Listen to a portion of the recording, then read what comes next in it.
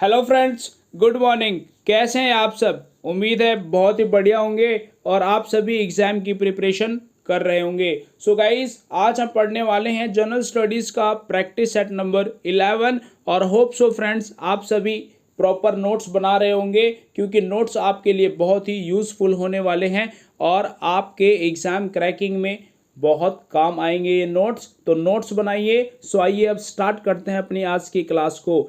First question है, भारतीय संविधान में अनुच्छेद 25 का संबंध किससे है?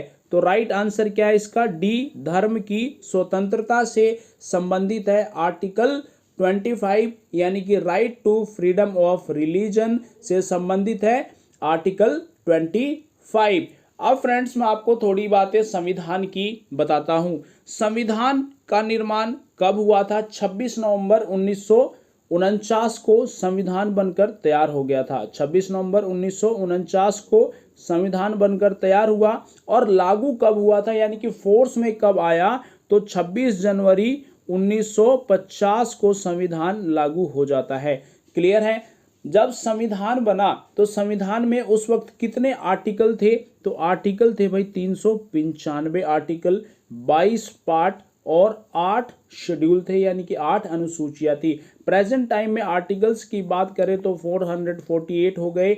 अमेंडमेंट्स की बात करें तो 100 अमेंडमेंट्स हैं। वहीं अनुसूचियों की बात करें तो अब ये 8 से बढ़कर 12 हो चुकी हैं फ्रेंड्स। वहीं फादर ऑफ कॉन्स्टिट्यूशन किसको कहा जाता है? डॉक्टर भीमराव अंबेडकर को फादर ऑफ कॉन्स्टिट्यूशन के रूप में जाना जाता है। ये ड्राफ्टिंग कमेटी के प्रेसिडेंट थे, अध्यक्ष थे, यानी कि प्रारूप समिति के अध्यक्ष थे। कौन? डॉक्टर भीमराव अंबेडकर। और आपको क्वेश्चन थोड़ा और बताया जाए यहाँ से कि संविधान में जो अधिकार हैं ये 25, इन सभी को क्या बोला जाता है? मौलिक अधिकार। और मौलिक अधिकार कहाँ से लिया गया है? तो ये लिया गया है अमेरिका से।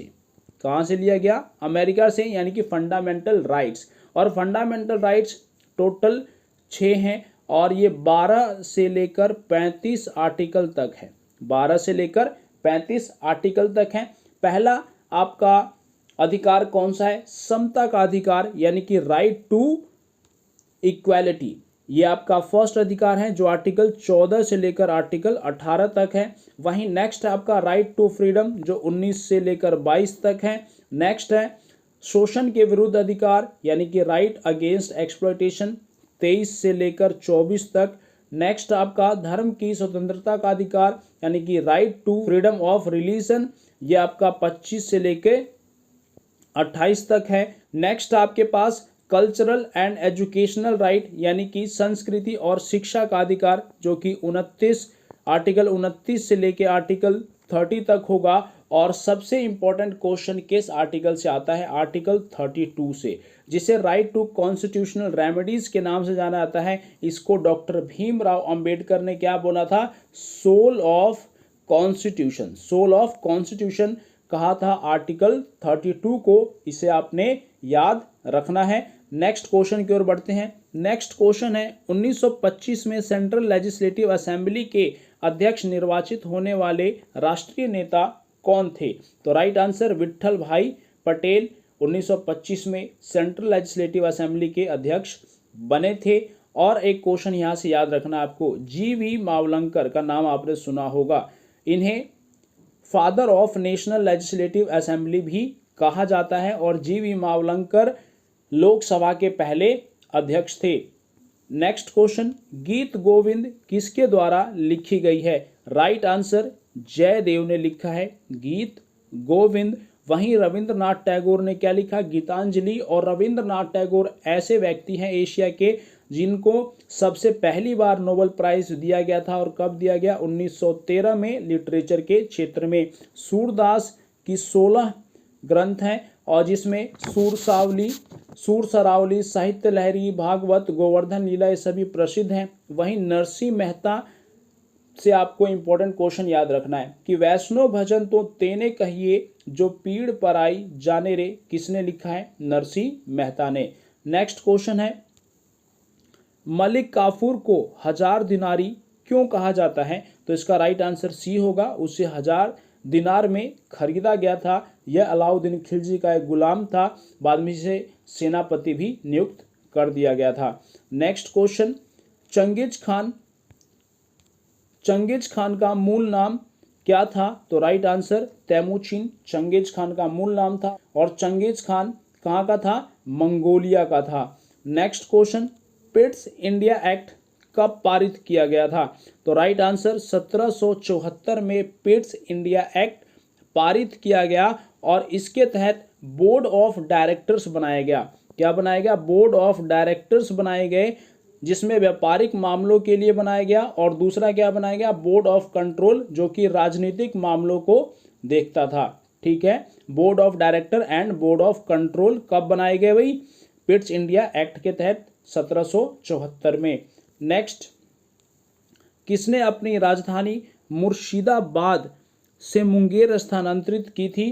तो इसका राइट आंसर क्या है? सी, मीर कासिम ने अपनी राजधानी मुर्शिदाबाद से मुंगेर स्थानांतरित की थी। नेक्स्ट क्वेश्चन है, युवा बंगाल आंदोलन के नेता कौन थे? राइट आंसर हेनरी विवियन डेराजियो युवा बंगाल आंदोलन के नेता थे। यहाँ से क्वेश्चन आपके एग्जाम में डायरेक्ट क्वेश्चन पूछा जाता है, तो इसे आपने याद रखना है। नेक्स्ट क्वेश्चन है, भारत की पहली महिला लोकसभा अध्यक्ष कौन रही? तो राइट आंसर मीरा कुमार भारत की पहली महिला अध्यक्ष रही। वहीं आपको याद रखना है कि इंदिरा गांधी भारत की पहली महिला प्रधानमंत्री रही और प्रतिभा पाटिल भारत की पहली महिला राष्ट्रपति भी रही। इसे भी आपने याद रखना है।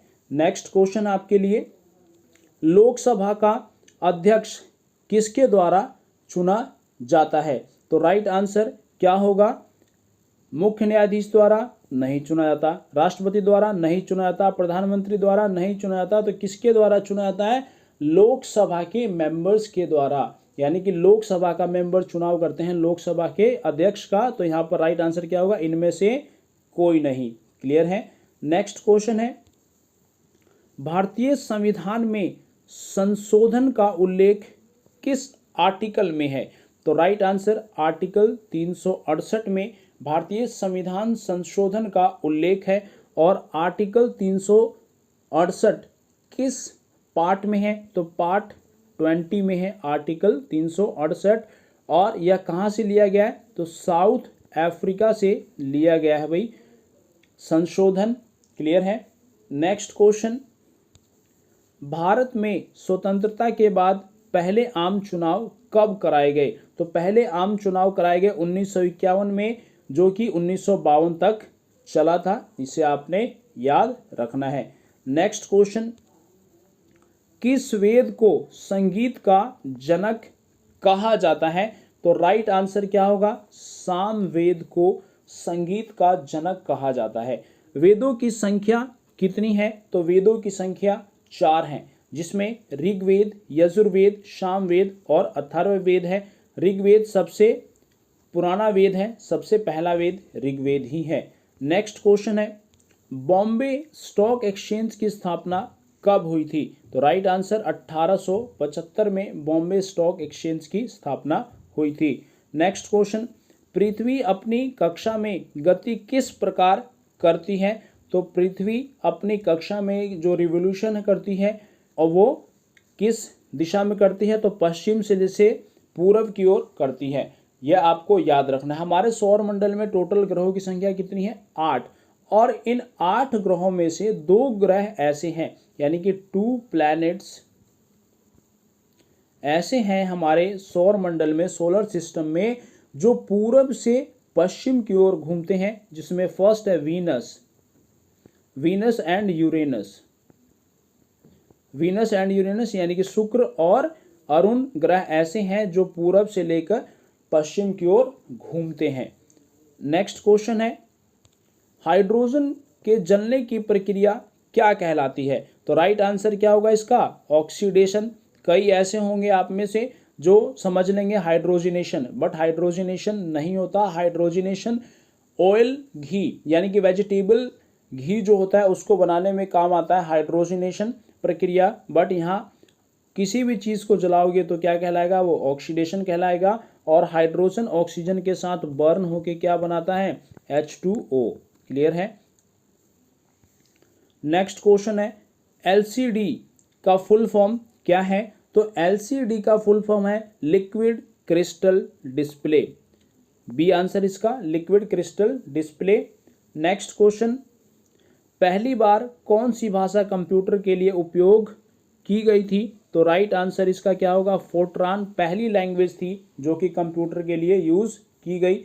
नेक्स्ट क्वेश्चन, हैलोजन में सर्वाधिक अभिक्रियाशील गैस कौन सी है, तो राइट आंसर फ्लोरीन गैस सबसे रिएक्टिव गैस है हैलोजन फैमिली का, इसे आप याद रखेंगे। नेक्स्ट क्वेश्चन है चींटियों के डंक में कौन सा एसिड पाया जाता है, इसका आंसर आपने कमेंट बॉक्स में कमेंट करना है कि चींटियों के डंक में कौन सा एसिड पाया जाता है। नेक्स्ट क्वेश्चन, भारतीय संविधान में नागरिकता कहाँ से ली गई है, ये क्वेश्चन मैंने आपसे कल पूछा था और इसका आंसर राइट क्या होगा, ब्रिटेन।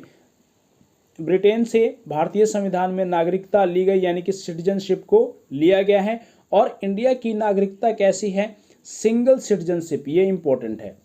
कैसी है, सिंगल सिटीजनशिप है इंडिया की नागरिकता, और ली गई कहाँ से, ब्रिटेन से। ब्रिटेन से कैग लिया गया, रिट्स लिया गया, बाई कैमरल सिस्टम, इसमें Lok Sabha and Rajya Sabha.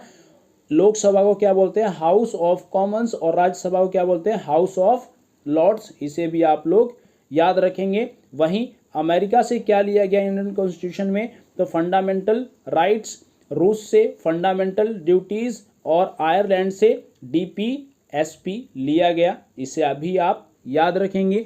So friend, ये थे आज के सभी इंपॉर्टेंट क्वेश्चंस, और होप सो फ्रेंड्स आप सभी क्वेश्चन समझ में आ रहे होंगे। नोट्स बनाइए और क्वेश्चनों को याद कीजिए, शेयर एंड सब्सक्राइब कीजिए नेक्स्ट फेम चैनल को। Thank you very much.